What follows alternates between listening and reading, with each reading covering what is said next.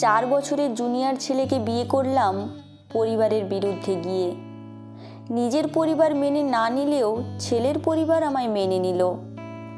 পলকের পরিবার আমায় মেনে নেওয়ার কারণটা বোধহয় চাকরি ছিল। আমি ব্যাংকের একটা সেক্টরে জব করি, মোটা টাকার বেতন।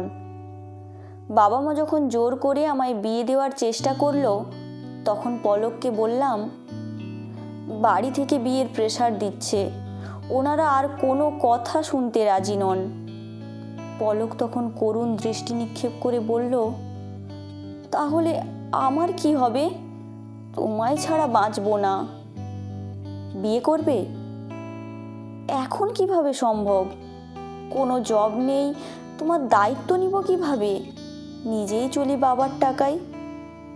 ওসব ভেবো না, আমি আছি তো, আমার বেতনে বেশ সচ্ছলভাবেই চলে যাবে। পলক তখন আমায় জড়িয়ে ধরে আশ্বস্ত করলো। তখন মনে হলো পৃথিবীর শ্রেষ্ঠ ছেলেকে আমার জীবনে পেতে চলেছি।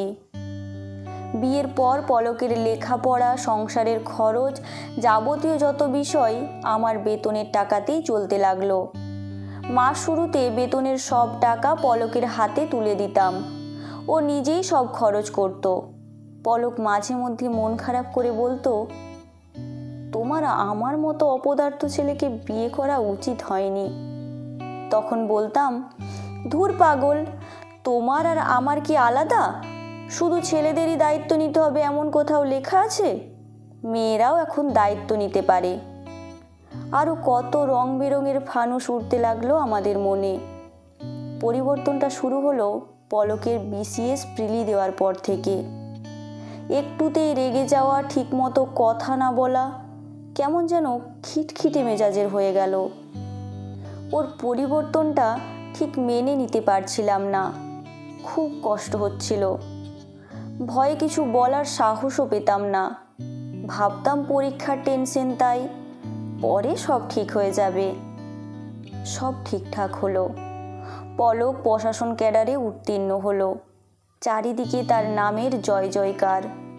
শুধু আমার মনে বিষাদ। বিষাদের কারণ, আজ সকালে টেবিলে তার রাখা ডিভোর্স পেপারে পলকের স্বাক্ষর করা। খুব কাছের, খুব চেনা ছেলেটাকেও মুহূর্তে অচেনা একটা মানুষ মনে হতে লাগলো।